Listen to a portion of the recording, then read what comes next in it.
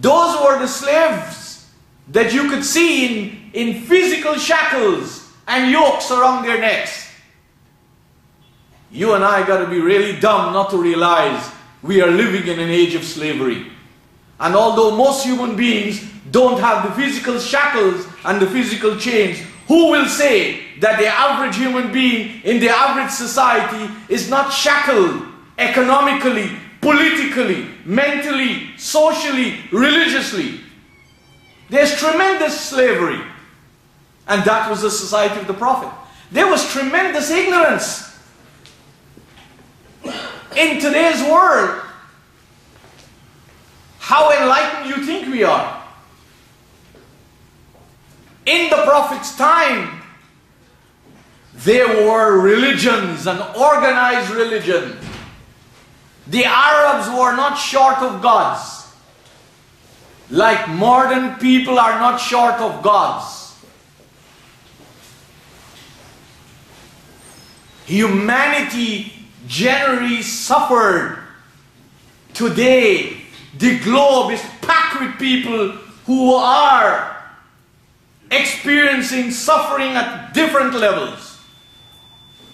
So we should never think that the Prophet came to pagans and we are elevated people. The form of idolatry have definitely changed. The face of the idolatry has changed. Those Arabs used to represent their idolatry with physical statues. But they didn't actually believe in the wood and the stones that they carved. It were the powers that they felt, these forces that these idols or these statues represented. That was what they believed in. Today we can say, yes, the average person doesn't have statues in front of him or in front of her. And that's a fanaticism. To feel if there's a statue in a room or a statue in a hall, you can communicate with God.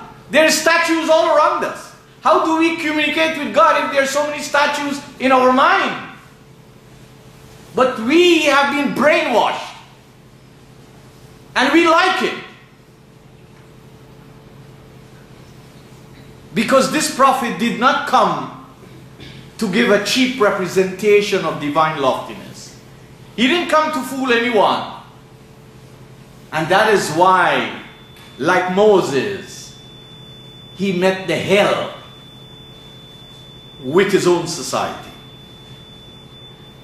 Because he was not calling people to change a definition or to change a name or to accept a slogan. If it was a matter of a name or a slogan, they would not have wanted to destroy him. But he was calling humanity to their own rescue, to their own salvation. I'm not talking when they're dead. A lot of preachers preach to people that when they're dead, they're going to get this and get this and get that. He was calling people to take charge of their lives and rescue themselves and their families and their society by being involved in the process of society, by being involved in the kind of laws that govern society, by being involved in the kind of economics that rule the society, by being involved in the nature of the society, by ensuring that while we need to work, to eat, to drink, to wear, and to have comforts, and we shouldn't steal those, we should work for them, but we should never feel that that's the be-all and the end-all of our lives. So, this Prophet had instructions, like any one of us, in our lives, at our professional level. We have to submit ourselves to training. Something that has lost popularity with Muslim adults. Because if you go through Muslim communities, any part of the world, learning generally is for people who are small in age. Once you become past the teenage, and especially if you become a big man and a big woman, and you're married, and especially if you're a father and a mother, learning is out of your boundary. Learning is kept for the little children. That's how the society generally is. There are exceptions. But the exception is not the rule. But the Prophet, look at him. Look at the difference. The Prophet was learning every day.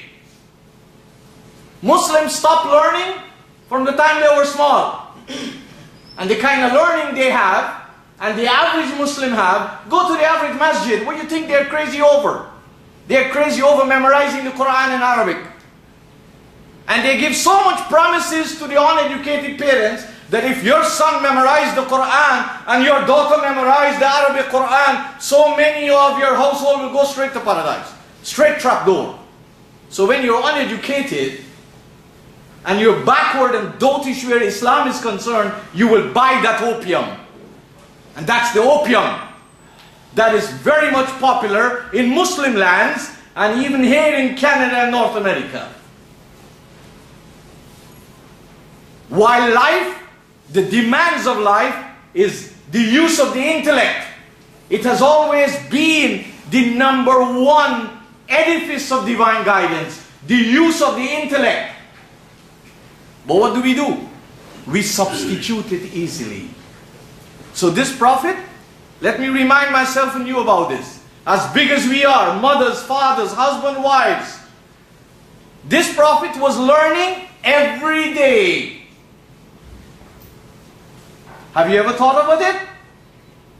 How much of us have every day a relationship with the Qur'an? I'm not talking reading it for this thing called blessing that doesn't exist.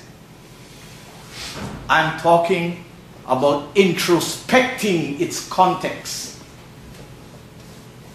That is our relationship with the Qur'an, and that was his relationship with the Qur'an. Every day he was learning. And he didn't have a problem on learning the things he learned, on doing the things he did prior to the guidance of Allah. You and I are the ones who generally have that kind of difficulty. Why? Oh, we're accustomed to this thing for so long. Oh, what my neighbor's going to say about me. Oh, what my family going to say about me. Oh, what my friends are going to do. You see where our loyalties are? He was so genuine and so sincere that when his Creator revealed to him, we see no evidence of hesitancy. We see no evidence of having a difficulty in accepting. And he was a human being like you and me. So here is what Allah tells him. In chapter 2, 119, Surah Baqarah. Inna arsalnaka bilhaq. This is the training for him. We have sent you with the truth, al-haq, with reality. We have sent you with the guidance that is real, that is practical, that however you apply it, wherever you apply it, you will see it will stand on the grounds of what is right, what is proven to be authentic, what is proven to have worked. So, Bashira, because we have sent you with the truth, your message will always bring joy and relief and happiness and comfort and all that is positive and useful to people. Bashira. That's your responsibility. It's easy. People are living in darkness. They are following a certain policy. They have a certain attitude. They have a certain belief. And these all put together are responsible for the way they live. Travel the Muslim world. Travel the Muslim